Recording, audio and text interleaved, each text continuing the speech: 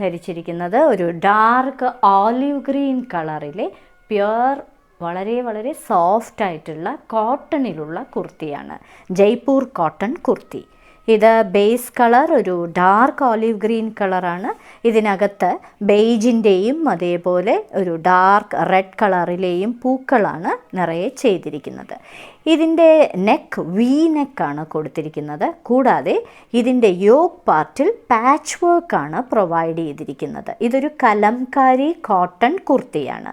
ഇനി ഇതിൻ്റെ ഡീറ്റെയിലിംഗ് നോക്കിക്കഴിഞ്ഞാൽ ഇതിൻ്റെ ഈ ഒരു പാർട്ടിൽ ഇങ്ങനെയുള്ള ഒരു പാച്ച് വർക്കിൽ നിറയെ ത്രെഡ് വീവിങ്ങും കൊടുത്തിട്ടുണ്ട്. കാന്ത സ്റ്റിച്ചാണ് ചെയ്തിരിക്കുന്നത്.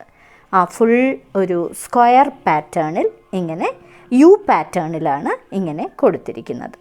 ഇനി ഇതിൻ്റെ 3/4 ആണ് ഇതിൻ്റെ സ്ലീവിൻ്റെ എൻഡിലും ഇതേപോലുള്ള ഒരു പാച്ച് വർക്ക് പ്രൊവൈഡ് ചെയ്തിട്ടുണ്ട്. വളരെ റെയർ ആയിട്ടുള്ള ഒരു ഹാൻഡ് ബ്ലോക്ക് പ്രിൻ്റഡ് ആയിട്ടുള്ള ഒരു കുർത്തിയാണ്.